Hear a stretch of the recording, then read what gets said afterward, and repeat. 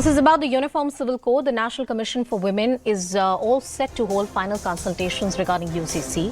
NCW to review the constitutional legal safeguards pertaining to women. They are organizing a consultation on rights of Muslim women. Union Minister for Law and Justice Arjun Ram Meghwal to also take part in this program. This is set to take place on the 15th of July. Now, various stakeholders, whether it's the Muslim Personal Law Board, NCW, or the National Commission for Child Rights, different bodies are consulted in this process when the Law Commission is in the process of framing that very crucial report on the idea of a uniform civil code. This is part of the procedure which is followed. The government is doing the consultation. NCW, a statutory body recognized by the government, an autonomous body, is doing the same. Ananya with us on the broadcast. Ananya, tell us more. Well, Anusha, the National Commission for Women is holding, a consultation on, in fact, the review of the personal laws, especially with regards to Muslim women being into consideration. Remember, the National Commission for Women is a statutory body, in fact, under the Constitution of India, and is responsible for the well-being of women and children. And that's the reason why, in fact, the NCW will be holding this meeting. And in fact, the Law Minister, Mr.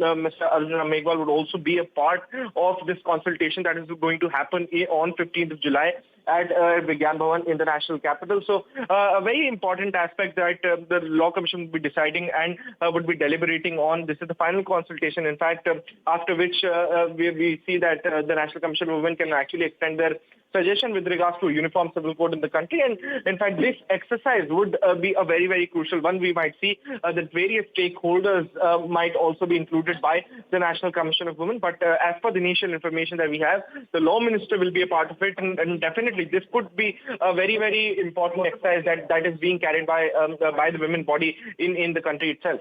Anusha. All right, Ananya, the Law Commission has consulted, apart from the consultations which are happening between NCW, and there are various stakeholders, including the Union Law Minister, who's taking part in this. Give us also a sense of what the Law Commission is doing at this point. What procedure are they adopting? If you remember, the Law Commission of India had given a deadline of July 15 to actually file the suggestions and also inviting public comments on a uniform civil code in the country. They would then be deliberating upon all of these public comments and also the various laws and studying the Constitution as well. And then a report from the Law Commission would actually be coming out, though a timeline for that is not yet decided.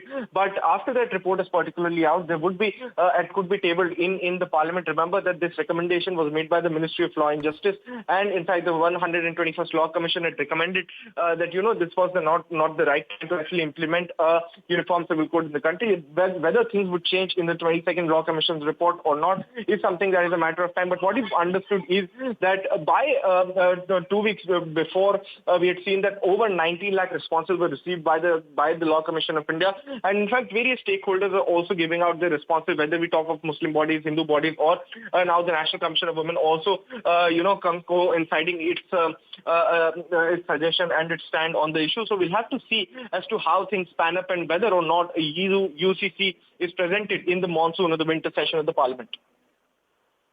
All right, Ananya, as you get us all the details, we'll continue tracking the story, and especially the Uniform Civil Code, which is an important part of the entire reformist measure that the government wants to undertake. And let's see if that directive principles becomes a reality in India or not.